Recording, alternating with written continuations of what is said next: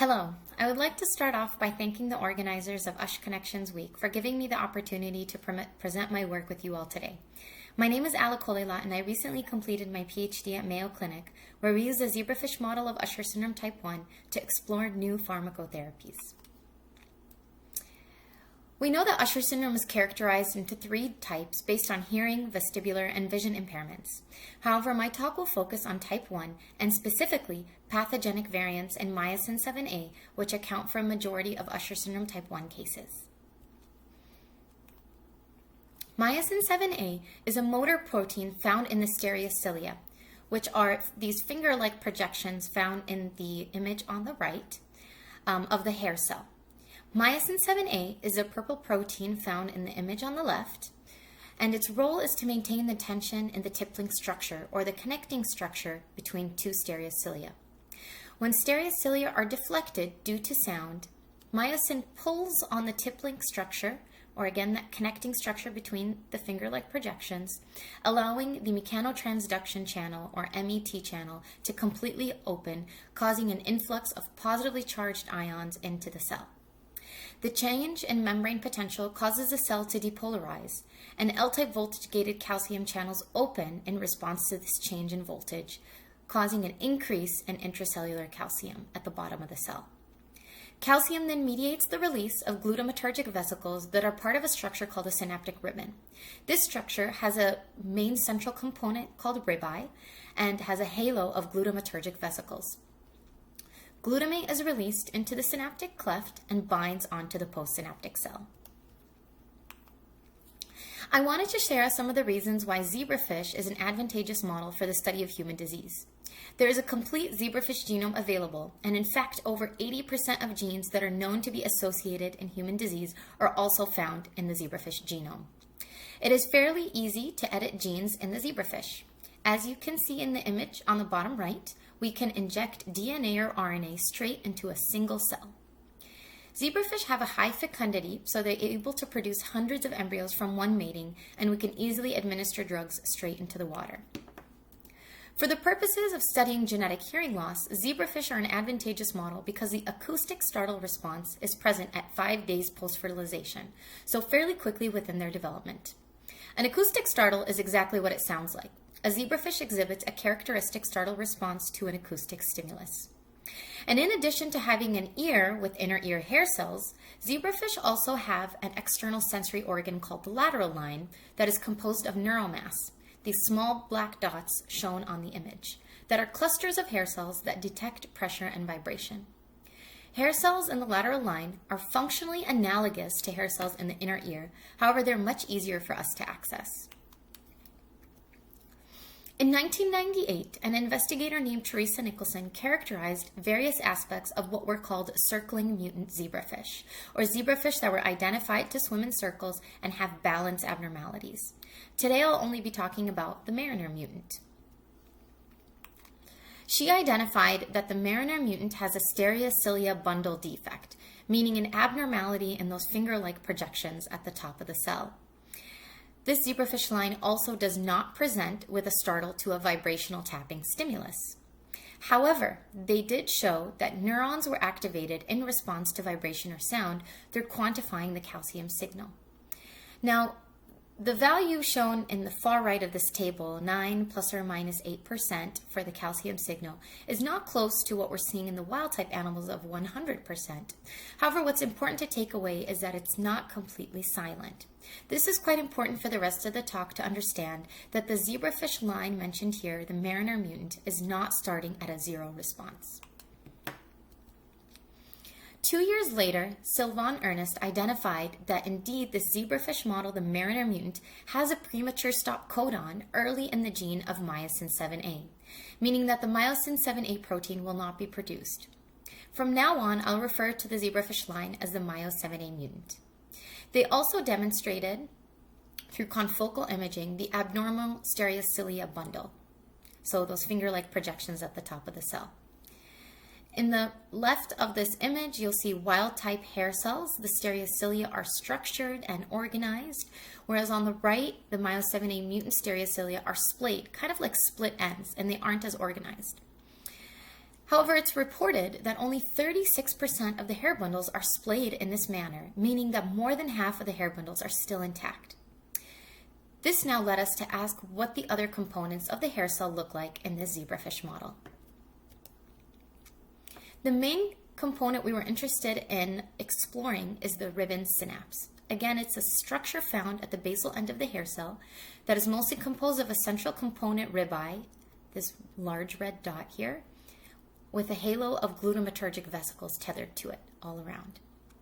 CTBP2 is the gene that is spliced to produce this protein called ribeye. In fact, an investigator at WashU, Dr. Lavinia Sheets, in 2011, identified that this central protein ribeye is required for L-type voltage-gated calcium channels to localize and for innervation of the post-synaptic cell. We use transmission electron microscopy in order to capture images of the ribbon synapse.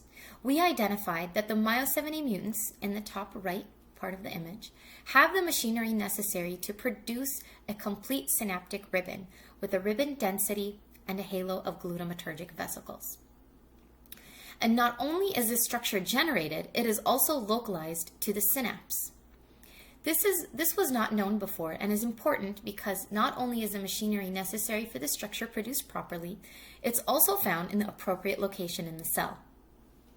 We went on to quantify two aspects of these images: the area of that central component, ribeye, and the number of vesicles in the halo. We identified that although the ribbon area is comparable between the two groups, there were fewer tethered glutamatergic vesicles in the myo-7A mutants. We also looked at the ribbon synapse structure using another technique which actually labels the protein. In this case, we labeled CTBP2, which is again the gene alternatively spliced to produce ribeye, the central component of the synaptic ribbon, shown here in this image on the top left in red. We identified that the myo-7A mutants have both fewer ribbon-containing cells, and that's defined as a cell that has at least one red dot, and also a fewer total of CTBP2 puncta across each cluster of hair cells. Now, as I was going through these images, I started to notice that some of the hair cells, or in these images here, some of the blue dots, have one red dot, or they have two red dots, etc. And I was curious to know if there is a difference in the distribution of the red dots or the CTBP2 puncta. And I found that indeed there is a difference between wild-type and myo-7A mutants. I found that a majority of wild-type hair cells contain 3 CTBP2 puncta in the cells, so about 3 red dots. And in the myo-7A mutants, majority of hair cells have 2 red dots or 2 CTBP2 puncta. This is interesting because the ribbon synapse is essential for the transfer of sound information. Therefore, we can conclude that this differing distribution of CTBP2 may be contributing to the deafness phenotype. As I mentioned previously, this zebrafish line was originally characterized as a circling mutant. Therefore, in collaboration with Dr. Mark Massino at the University of Minnesota, we recorded videos of fish responding to a stimulus in order to quantify their swimming behavior. We calculated the turning angles of fish during their swimming episodes. These are 2 videos representing the swimming behavior from one swimming episode. On the left, you have a wild-type animal responding to this stimulus, and you'll see that it's upright, in an upright position with normal balance, and it tends to swim to the perimeter of the well. The myo-7A mutant on the right is laying on its side due to the balance abnormalities and has this very tight circular swim, which is very different from the swimming behavior of the wild-type animal. In this figure, we are displaying the quantification of the turning angles from a population of wild-type animals and mutant fish. On the x-axis, you have turning angle in degrees, and on the y-axis, you have cumulative relative frequency. So if we're looking at the solid black line representing the turning angles of the wild-type animals, you see that about 50% of the turning angles fall at around 250 to 300 degrees. However, for the myo-7A mutants, the turning angle for 50% of the turning angles are at around 450 degrees. This is a statistically significant difference and is the first quantitative assessment of the myo7A mutant swimming behavior. Now I will present the second half of this project, in which we ask the question of whether modulating the L-type voltage-gated calcium channel by the use of drugs can change the phenotypes in the myo7A mutants. We hypothesize that we can reconstitute a functional response to sound by increasing the sensitivity of the L-type voltage-gated calcium channel through treatment with agonists, or drugs that activate channels, thus augmenting any residual signal in the myo7A mutant hair cells. This is an illustration of this hypothesis. In panel A on the far left, we're seeing a normal hair cell that I described previously. You have myosin 7A at the top of the stereocilia, those finger-like projections, that allows the mechanotransduction channel to completely open. This is the first step in transferring a mechanical signal, the sound, into a chemical signal, and thus the way in which our hair cells communicate to the auditory nerve. In panel B, the middle panel, we're demonstrating our hypothesis of what is happening in the hair cell in the myo7A mutant zebrafish. Due to the lack of a functional myosin 7A protein, the mechanotransduction channel is unable to gate properly. So positively charged ions are unable to enter the cell, and the first step of this process is not reached, and L-type voltage-gated calcium channels do not open at the bottom of the cell, thus limiting the hair cell's communication with the auditory nerve. We hypothesized that treatment with L-type voltage-gated calcium channel agonists or activating compounds increases the probability that the L-type voltage-gated calcium channel will open, and would increase the likelihood that if any mechanotransduction occurs, it would be sufficient to allow the release of glutamatergic vesicles in response to sound. And this is what we're seeing in panel C. The three drugs we chose are listed here. It is important to understand the differences in these drugs in order to draw conclusions from our results. Plus minus BK is a potent L-type voltage-gated calcium channel agonist that is known to only target the specific channel we're interested in. It has only been used in animal models, therefore we were interested in moving laterally to find drugs that are accessible to human patients. The second drug we looked at, nephrocetum, is a cognitive enhancer that activates L-type calcium channels. Nootropic agents, such as nephrocetum, can also influence multiple other pathways. Nephrocetum has been used in clinical trials to treat post-stroke apathy in adult patients. Arbaclofen is an FDA-approved drug to treat muscle spasticity in children. Its main mechanism of action is actually on a different receptor or channel called a GABA receptor. However, it's been reported that GABA receptors modulate various voltage-gated calcium channels. Specifically, it was identified that there is a direct interaction between the specific voltage-gated calcium channel we're interested in and the GABA receptor that this drug targets, and that activation of GABA B receptor increases L-type voltage-gated calcium channel currents. Through transmission electron microscopy, the same technique I presented earlier, we were able to observe effects of these compounds on the synaptic ribbon ultrastructure. And what you'll notice here, again, that even with the drug compounds, there is the synaptic machinery necessary to produce the central component ribeye and a halo of glutamatergic vesicles. And not only are they produced, but they're still localizing to the synapse. We identified that neither plus minus BK nor nephrocetum had any effect on the ribbon area. And this is shown here, where the statistics indicate that there is no statistical significance between these values. And that the increase, however, we did see an increase upon incubation with arbaclofen, and that this increase is statistically significant between untreated animals and treated animals, and it's indistinguishable from wild type. So the zebrafish treated with arbaclofen have ribbon areas that are exactly comparable to wild type. And the same holds true for the number of tethered vesicles. So the number of vesicles in that halo around the central component ribeye are indistinguishable from wild type upon incubation with arbaclofen.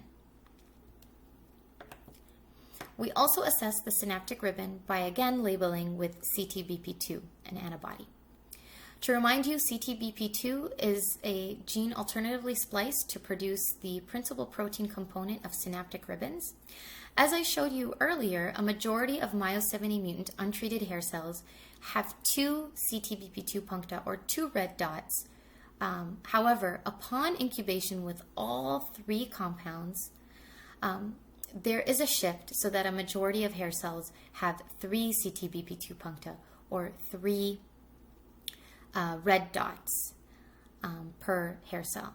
This is an important finding because it shows that the hair cells are responding to pharmacologic treatment in the regulation of CTBP2, which is essential for the transfer of sound information to the auditory nerve.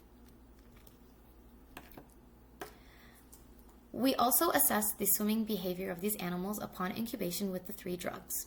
And what we're displaying here are the turning angles.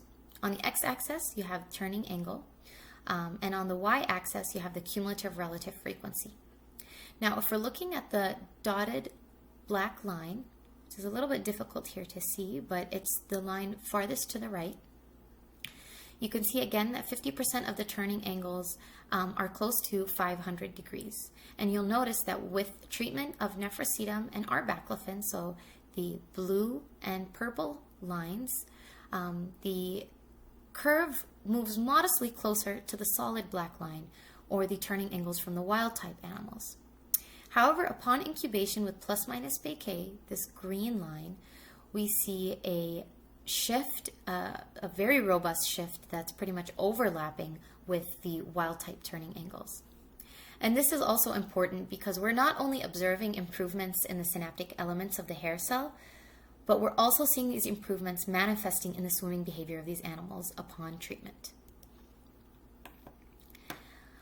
This is the statistical analysis we performed, and what you'll notice in the values to the far right, these two columns here, that there isn't a shift in the mean. However, there is a tightness in the range of the values, but we do again still see the most robust response upon incubation with plus minus K, where there's a significant decrease in the turning angles.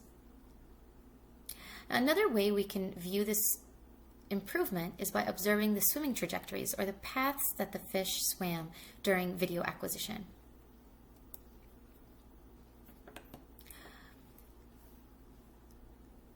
What we're looking at here again are the paths of an individual fish during one video acquisition.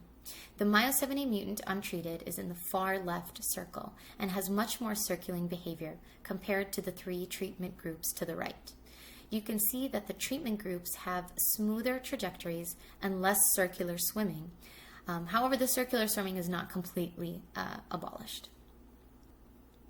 These are two examples of fish from one swimming assessment upon incubation with two of the compounds, nephrocetum and arbaclofen. In both videos, the fish are in a more upright position and the swimming behavior is less circular. And I'll play the first video on the left. So although there's still some circular swimming initially, there's a smoother path as the fish swims. Similarly here for our baclofen.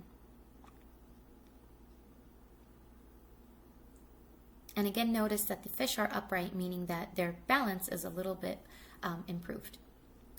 Lastly, since this is a zebrafish model of genetic hearing loss, we were interested in assessing the acoustic startle response. Again, one of the advantages of using zebrafish for the study of genetic hearing loss. We assessed the acoustic startle response by placing fish in a small dish and administering stimuli at various frequencies. We quantified the absence or the presence of an acoustic startle for each individual fish for each stimulus. In the far left, you'll see that there's very little to no acoustic startle response in the myo-70 mutants untreated. They have very little mean response rate. We identified that incubation with plus minus K resulted in the most robust response with a statistically significant difference at all frequencies in the myo-70 mutants, followed by nephrocetum, which had a more modest increase. Although this is not exactly similar to wild type, which is the column on the far right, it is an improvement from the untreated animals that had very little to no acoustic startle response. Lastly, we did not observe any improvements upon incubation with our baclofen. Our study is the first to report the ribbon synapse morphology of the myo-7A mutants. We identified that compared to wild type, the mutants have decreased number of vesicles tethered to ribbi. We have decreased number of ribbon-containing cells, those number of red dots and blue dots, a decreased total CTB2 puncta per neuromass, and a different distribution of those puncta, of the red dots. We were also the first to quantify the abnormal swimming behavior and identified that the myo-7A mutants have larger turning angles as part of their swimming behavior. Our results indicate that treatment with L-type voltage-gated calcium channel agonists alter hair cell synaptic elements and improve behavioral phenotypes of the myo-7A mutants. This is the first report of a drug treatment in the myo-7A mutant. We specifically identified that our baclofen increases ribbon area and the number of tethered vesicles. We identified that all three compounds we used shift the distribution of CTBP2 puncta to more closely resemble wild type. And we identified that all three compounds decrease turning angles in the swimming behavior, and specifically nephrocetum and plus-minus Bk increase acoustic startle response. Now, although these drugs are having different therapeutic effects on different aspects of the phenotype, what we are showing is the myo-7A mutants are responding to a pharmacotherapy. There's still many unanswered questions, and in order for us to move into the clinic for a clinical trial, we need to be certain that the drugs are acting on the pathways that we have hypothesized. So we need to identify the exact mechanism of action in which each drug compound is acting, and which of these pathways provides a therapeutic effect. We would like to directly assess the calcium signal in the hair cells through the L-type voltage-gated calcium channel with and without agonist treatment. And also, prior to any sort of clinical translation, we need to test our findings of the use of these compounds in the mouse model because it's a closer model to humans in terms of anatomy. Zebrafish do not have a cochlea, and humans do. In this video, what we're showing is a mouse model of Usher Syndrome Type 1 that also has a circling behavior similar to what we saw in the zebrafish. Before I conclude, I wanted to share with you all that I realize what I presented is a lot of preclinical research or basic research. However, this is a type of research that lays the foundation for clinical trials, which then lead to translation into practice. It's important for us to understand at the cellular level what the consequences of a genetic variant are in order to develop therapies. So although what I presented today is part of the T0 column on the far left, it provides significant evidence that hair cells of the zebrafish model of Usher Syndrome Type 1 due to variants in myosin 7A, are responding to pharmacologic treatment, which has never been shown before. And this approach within itself, using a drug compound, is a new way of thinking about therapy for Usher Syndrome Type 1 patients. I would like to emphasize that science is a team sport, and there are many that contributed to this project. I would specifically also like to thank my funding source and the Mayo Clinic Graduate School. Thank you very much for your attention.